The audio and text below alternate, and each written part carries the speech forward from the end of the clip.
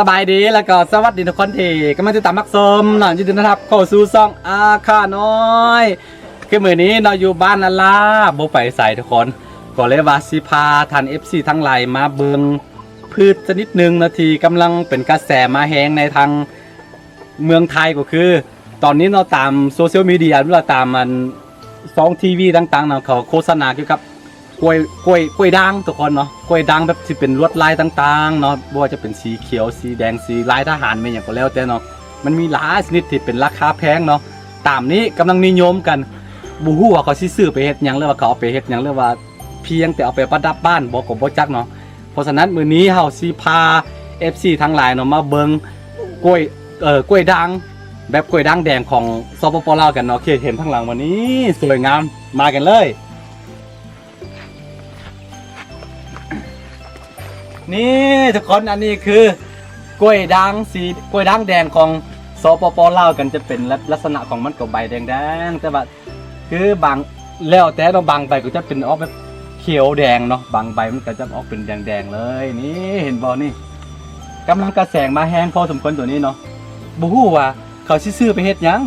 อยู่บ้านค่อยมีแต่เอาตัดเอาใบตองเนี่ยไปมกปูมกปลากินพอเขาต้มบ่เนาะพวกนี้เนาะแต่ว่า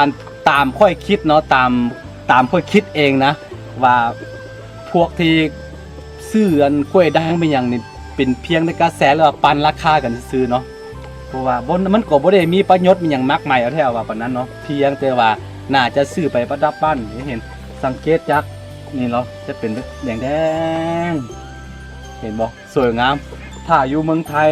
จะได้ราคาเป็นหลายหมื่นเติบเด้ทุกคนตัวนี้เนาะคือแล้วก็จะมีต้นอันหนึ่งอยู่ใต้คนจะเป็นคนละสายพันธุ์กันตัวนี้จะเป็นสายพันธุ์เตี้ยตัวนั้นจะเป็นสายพันธุ์สูงเนาะแต่ว่าตัวนั้นบ่แดงตัวนี้สายพันธุ์เตี้ยแล้วก็แบบตัวนี้เนาะมาร์กของมันนี่มันจะมีแกนหลายๆคล้ายๆกับกล้วยปลาเนาะทุกคนเนาะแต่ว่าตัวนี้มันจะน้อยกว่านิดนึงแล้วก็แซ่บเนาะมันก็แซ่บพอสมควรแต่ว่ามีเม็ดหลายทุกคนเด้อเอาเอิ้นว่ากล้วยลิงเนาะมันมีมาร์กน้อยๆแล้วก็คือแบบนิ้วตีนนิ้วมือของลิงนะเรียกว่าเอิ้นว่ากล้วยลิงตามของชนเผ่าอาค่าเนาะนี่คือสีสันที่สวยงามตะกล้องดูไหมโอ้สุดยอดเลยสวยงามนี่คือกล้วยด่างของสปป.ลาว สวยงามเหมือนบอนี่อันนี้นี่จะเป็นสายพันธุ์เตี้ยแบบนี้มันบ่ได้สูงเด้แต่ว่าอันนี้ยังบ่สูงสุดเถอะมันกาจะยาวซ้ำนิ้วแล้วก็เป็นมาร์กมาแล้วก็โคตรมาแบบนี้นี่คือกล้วยลิงหรือว่าเอิ้นว่ากล้วยด่างแดงตามที่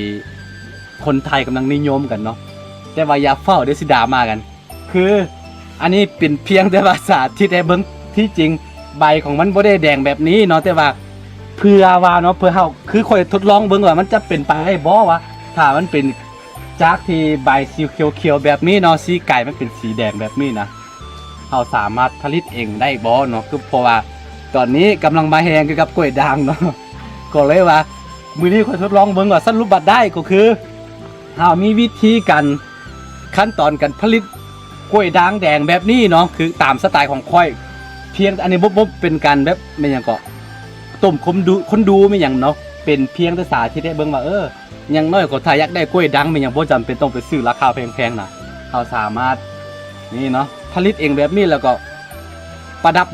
ประดาในหน้าบ้านหน้าสวนไม่หยังได้พอดีพอสมควรแล้วถึงคือถ้ามีขั้นตอนแต่ว่าก่อนอื่นเราสิไปขุดตัวนี้ก่อนเอาตะกร้องขุดตัวนี้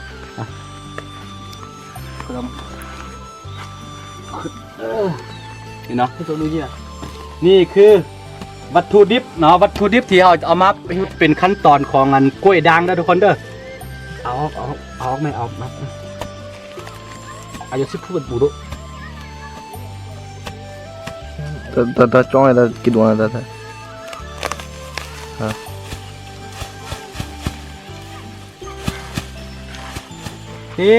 เห็นบ่เห็นดินี่เห็นบ่ตัวนี้เนาะเขาเอิ้นมาพักบัวบ่เป็นพักบัว เขาเอิ้นในแต่ภาษาบ่แน่ใจว่าเขาเอิ้นจังได๋เนาะตัวนี้เนาะนอกจากจะเป็นยาพื้นเมืองแล้วก็จะเป็นยาพื้นเมืองชั้นดีแล้วว่าส่วนหลายคนอาค่าเขามักดองเหล้ากินเนาะตัวนี้ยังเป็นแบบน้ำซีซั่นดีที่มาจากธรรมชาติเด้อทุกคนเด้อตัวนี้คือ บ่แน่ใจว่าเขาเอิ้นนั่นใดว่าแต่ว่าถ้าแปลตามภาษาอาค่าเขาจะเอิ้นว่าผักแม่นหยังก็ผักบัวแดงบ่จักเนาะบ่แม่นบ่แน่ใจคือกันเว้ยลืมเนาะ Cik Jadi- kunyit dah. เป็นยาแล้วก็สามารถเป็นคืออย่างที่บอกว่าเป็นสีธรรมชาติที่เราเอามาย้อมพวกนี่แหละนี่คือตัวนี้เนาะเขามาจากตัวนี้แหละ แล้วก็หลายคนที่สงสัยว่ามันเวลาฝนตกแซมันสิออกบ่มีทางออกเลยทุกคนเดี๋ยวสิสาธิตให้เบิ่งเนาะแล้วกล้องไปตักน้ำมาแป๊บนึงทานน้ำก่อนเนาะนี่ตัวนี้แต่ว่าก่อนที่สิออกมาเป็นสีแดงๆแบบนี้เนาะเราจะทับเอาตัวนี้ทับหมุนๆแล้วก็สิไปต้มน้ำร้อนแล้วก็มันเวลาหลังจากที่มันเผาผ่านความร้อนแล้วตัวนี้มันจะออกสีแดงๆเนาะแล้วก็หลังจากที่เป้าไอเดียนเราก็จึงอันนั้นนี่ครับก่อนอื่นนะเราสิทดลองเบิ่งว่ามันสิออกบ่มันบ่ออกเลยทุกคนอยู่คือเก่าเนาะนี่มันก็สิอยู่ขึ้นเก่าจนกว่ามันสิตายเนาะต้นกล้วยตายมันบ่ออกสีแล้วทุกคนเด้อนี่เนาะเพราะว่านี่จะเป็นสีธรรมชาติเลยสวยงามนี่ว่าจำเป็นต้องไปซื้อเป็นราคาเป็นแสนเป็นหมื่นคือเขาปันราคากันเนาะสบายเฮ็ดเองได้ นี่คือกล้วยด่างแดง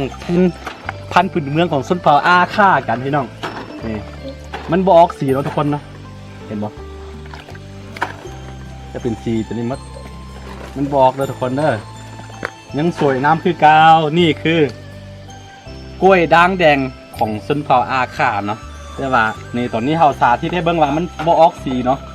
หรือว่าเดี๋ยวสิผ่านไปหลายๆเดือนเนาะเฮาสิทายให้ทุกคนได้เบิ่งกันว่ามันออกสีบ่มันบ่ออกเลยทุกคน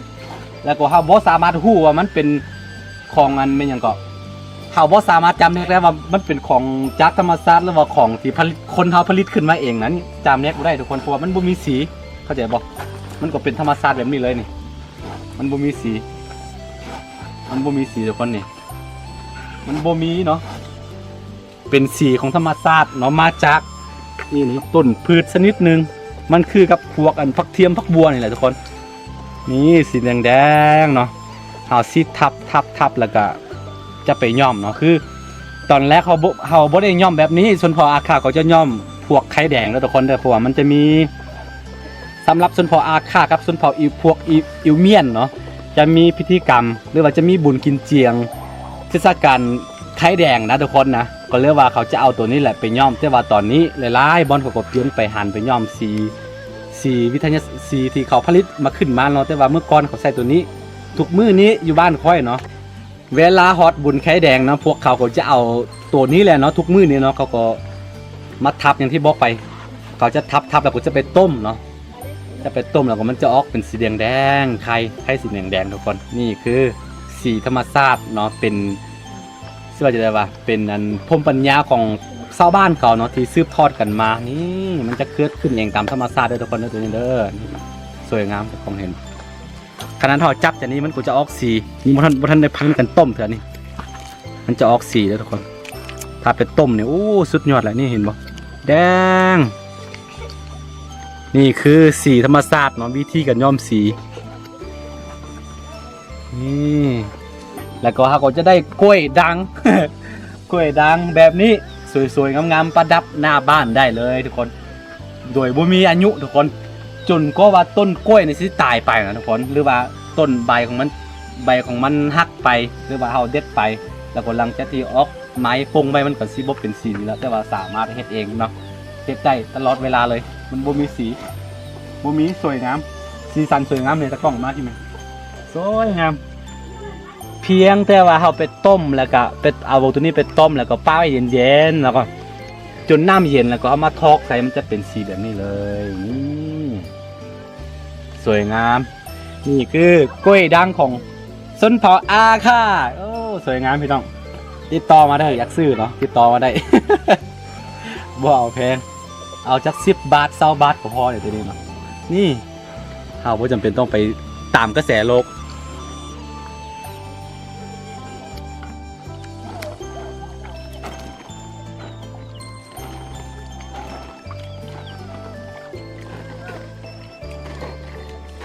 เกี่ยวกับทุกคนเนาะตอนนี้ครับก็ทดน้ำให้มันคือตัวนี้เฮาเฮ็ดสีให้มันได้3 มื้อแล้วแต่ทุกมื้อเฮาก็ทดน้ำเบิ่งมันก็บ่เป็นหยังเนาะลองปะเบิ่งมาประมาณอีก 2-3 เดือน จนกว่าใบของมันจะแข็งแกร่งแล้วว่าจะแก่ขึ้นมาว่ามันสิเปลี่ยนสีแบบบ่เนาะเดี๋ยวอีกประมาณ 2-3 เดือนเฮาสิมาถ่ายให้ทุกคนได้เบิ่งกันจนเวลาตอนมันใหญ่กว่านี้เนาะคืออย่างที่ค่อยบอกไปเนาะหลายๆอย่างที่แบบบ่เป็นตาที่เฮาจะซื้อมันมาเป็น